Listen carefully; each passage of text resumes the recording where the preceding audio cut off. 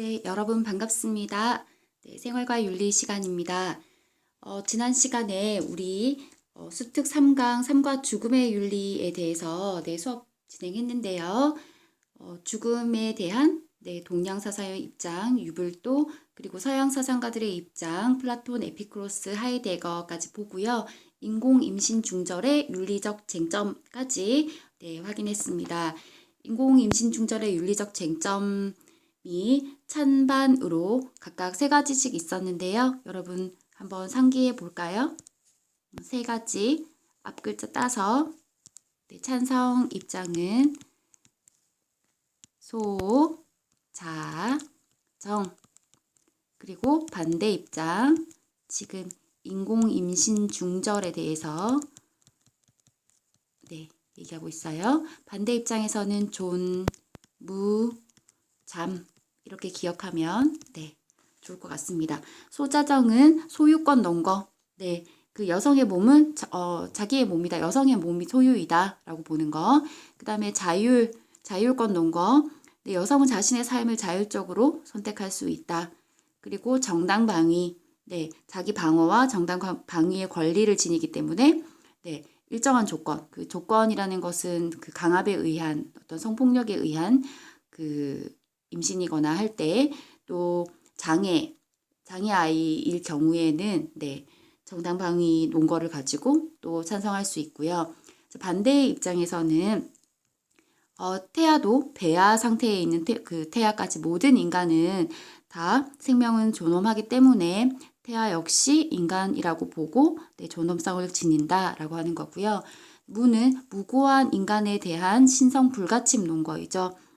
도덕적으로 잘못이 없는 인간을 해쳐서는 안 된다. 그리고 잠재성 논거, 태아는 일정한 발생 과정을 거쳐서 결국 우리처럼 똑같은 인간으로 발달할 잠재성을 지니고 있기 때문에 임신 중절을 해서는 안 된다. 뭐 다 기억하실 필요는 없겠지만 이런 맥락을 기억해 주시면 좋겠습니다. 자, 이제 오늘은 자살의 윤리적 문제인데요. 이게 우리가 2강에서 동서양의 윤리적 그 접근 방법에 대해서 다 공부를 했기 때문에 오늘부터는 정말 어렵지 않을 거예요, 여러분. 간단합니다. 같이 한번 보겠습니다. 자, 자살에 대해서 유교와 불교, 이건 동양과 서양으로 나눠지지 않네요. 유교와 불교 그리고 자연법 사상에서는 어떻게 보는지, 그리고 칸트, 쇼펜하우어까지 어떻게 보는지 보겠습니다. 먼저 유교에서는 부모로부터 받은 자신의 신체를 훼손하지 않는 것, 이것을 뭐라고 하냐면 불감회상이라고 해요. 적어 보겠습니다. 불감회상은 효의 시작이다 해서 효지시야라 이렇습니다. 그러니까 감히 하지 않는다. 무엇을?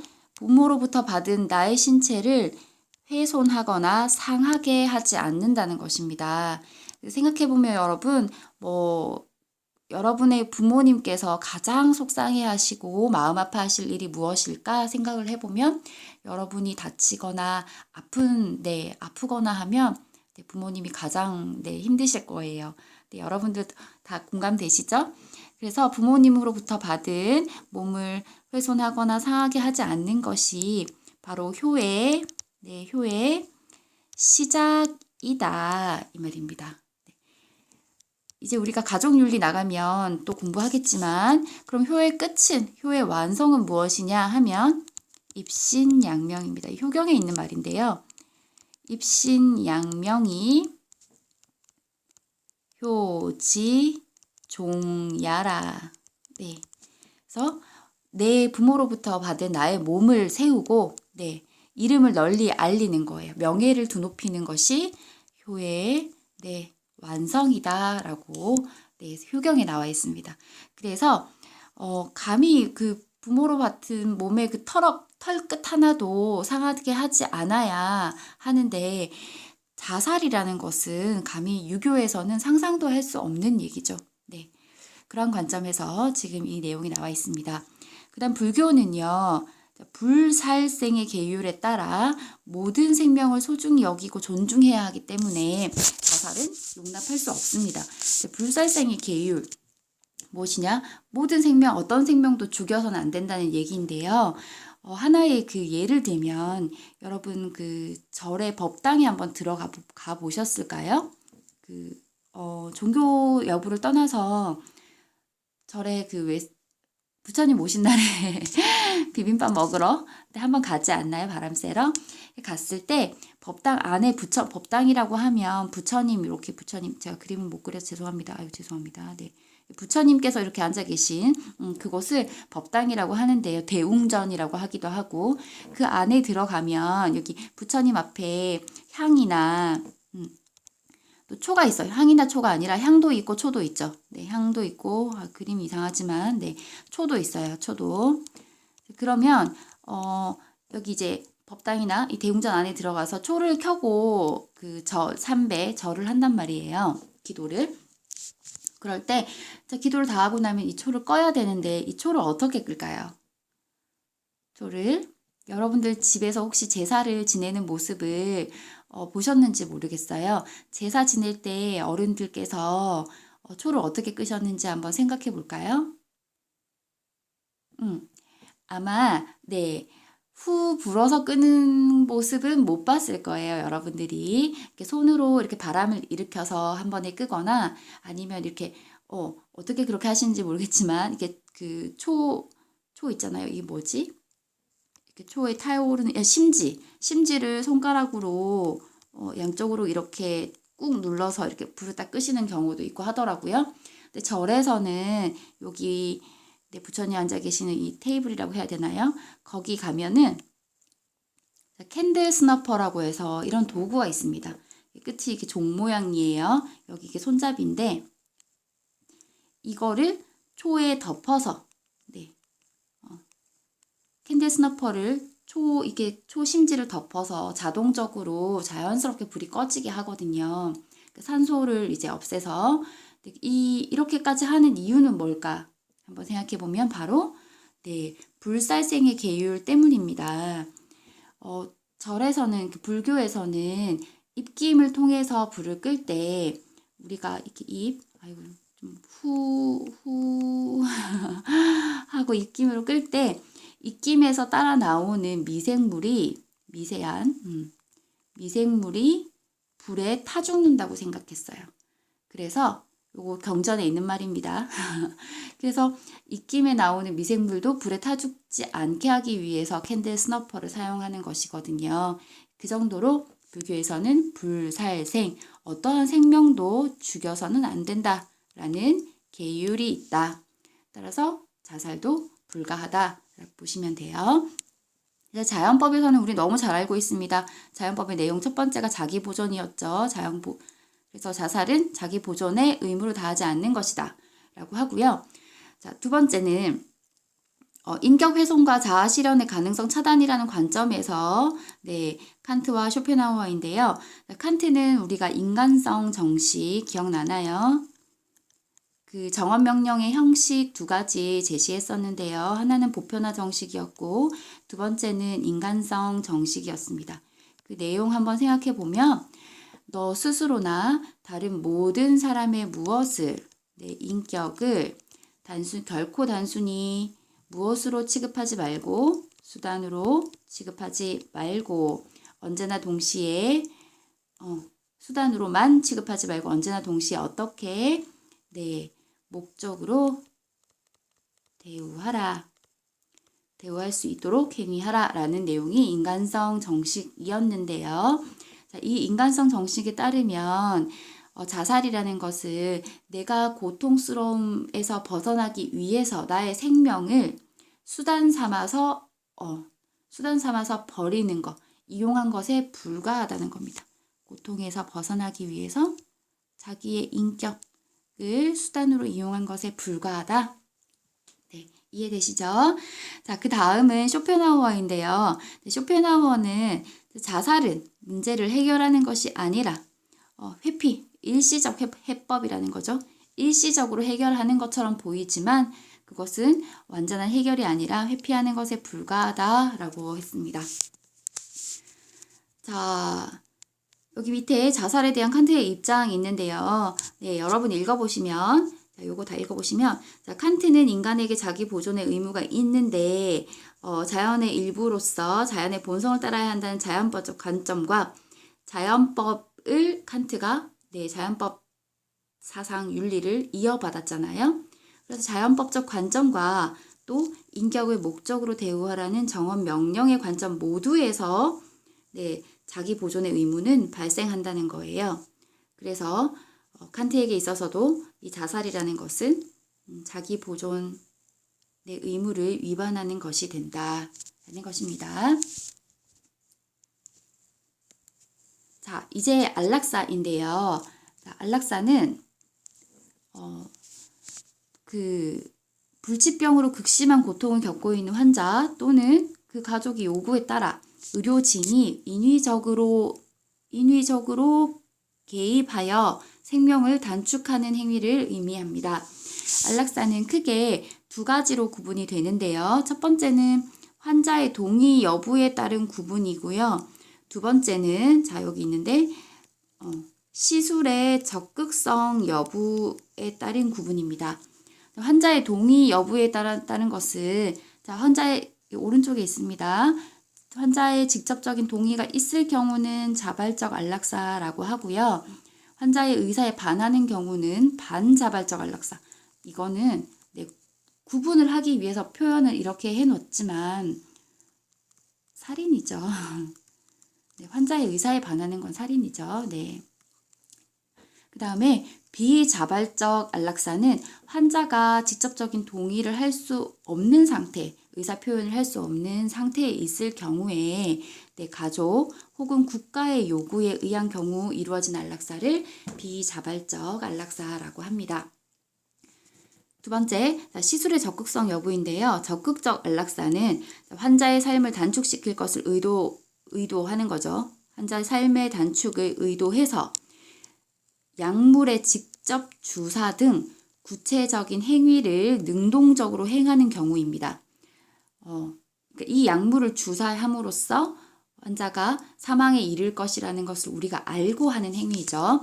소극적 안락사는 반면에 죽음의 진행 과정을 저지하거나 연명시킬 수 있는 의료 행위를 인공호흡기라든가 영양 공급을 하고 있었던 그런 의료 행위를 하지 않고 그 의료 행위를 하지 않음으로써 죽음에 이르게 하는 것입니다.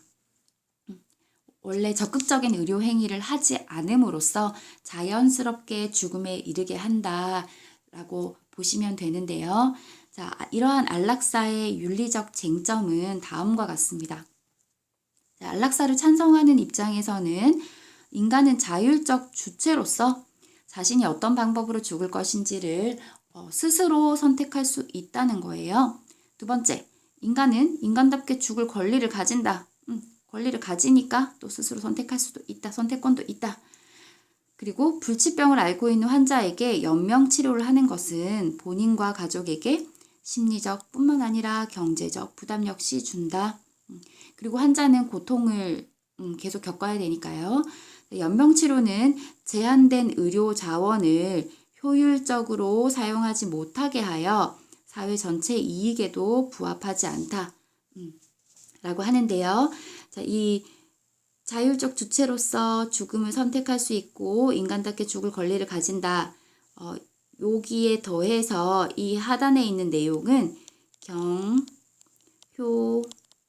경효유라고 정리할 수 있겠어요. 자, 경은 경제성입니다. 경제성.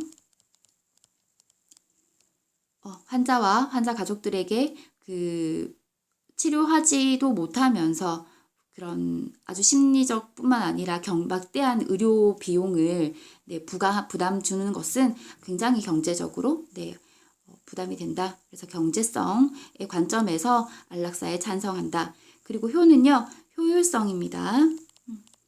의료 자원은 한정되어 있는데 누구에게 이 자원을 이용하게 할 것인가? 그래도 생명을 살릴 수 있는 사람에게 줘야 되는 거 아닌가? 한정된 자원이라면 의료 자원의 활용 부분에서도 네, 안락사를 찬성하는 것이 더 효율적이다. 그래서 효율성. 근데 U는 유용성입니다. 어떤 게 더 이익이 되느냐라고 봤을 때, 네, 안락사에 대해서 우리가 찬성함으로써 환자의 고통도 줄여줄 수 있지만 또 환자의 장기를 이식할 수 있는 가능성이 생기죠. 새로운 생명을 더 살릴 수 있다. 그래서 찬성하는 입장에서는 요 플러스 경효유의 관점에서 찬성하는 것입니다.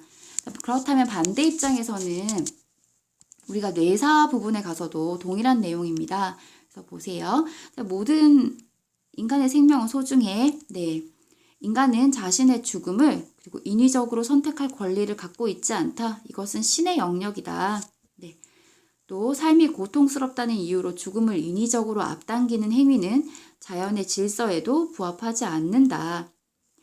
다음, 의료인이라면 의료인의 기본 의무는 생명을 살리는 것이지 환자의 죽음을 앞당기는 의료 행위를 해서는 안 된다라고 보는 관점이 안락사의 찬반 윤리적 쟁점이 되겠습니다.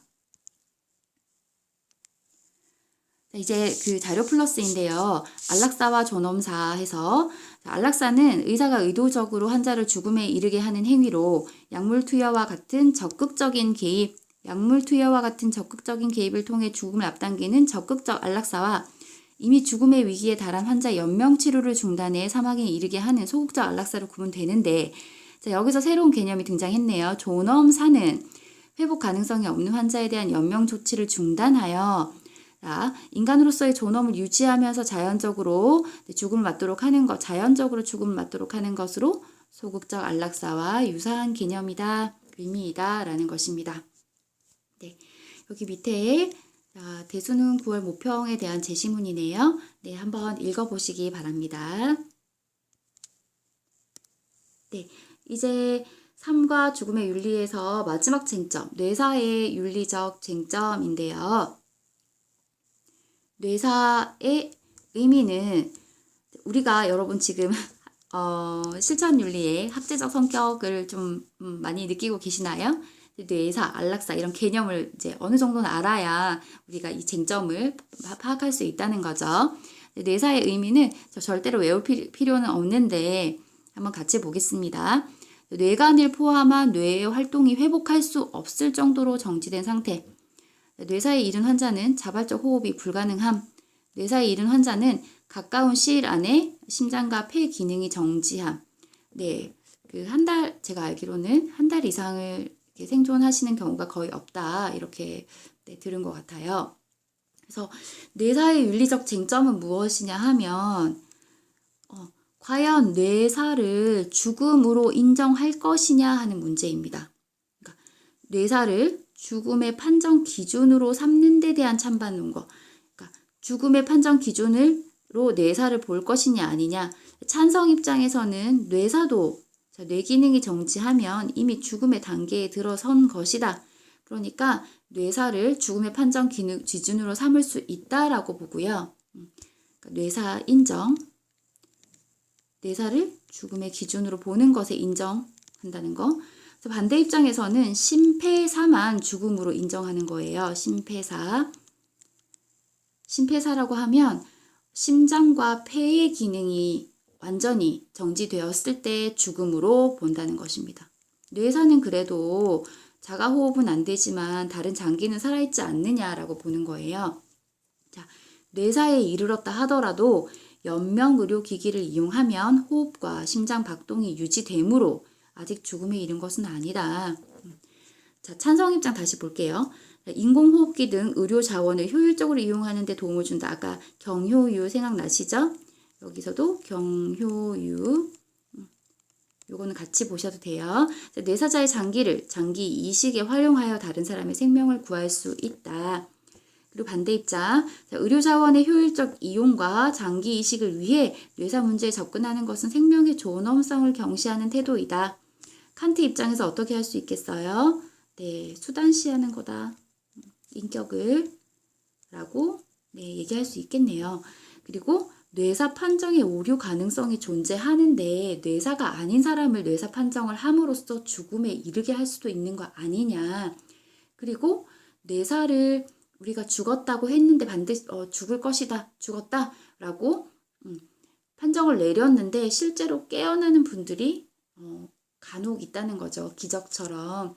그렇기 때문에 오류 가능성도 있고 또 이런 그 뇌사를 인정했을 경우에 이런 장기 이식 등에 활용하기 위해서 혹시 남용할 가능성도 뇌사 판정 자체를 남용할 가능성도 있는 거 아니냐라고 해서 네, 반대하는 입장에서는 그렇게 주장을 합니다.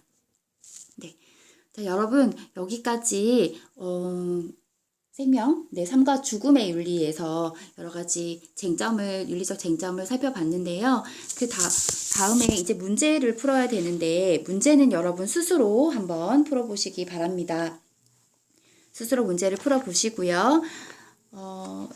이해 안 되는 부분 문제에 대해서는 선생님에게 오픈 채팅을 통해서 질문해도 좋고, 또, 아니면 다음 주에 학교에 오실 때 또 같이 한번 풀어보는 것도 네, 선생님이 질문하시면 또 설명해 드리도록 하겠습니다. 그럼 이어서 끝이 아닙니다. 네, 진도를 최대한 빨리 나가야 여러분들이 공부하는 시간도 확보하고 또 선생님하고 같이 질의응답도 주고받을 수 있으니까요. 가정에 지금 있을 때 좀 더 공부를 하도록 할게요. 네, 이제 수특 45페이지에 생명윤리에 대해서 진행하겠습니다. 생명윤리는 다 하지 않고요. 46페이지까지만 할 거니까 조금만 더 힘을 내주세요.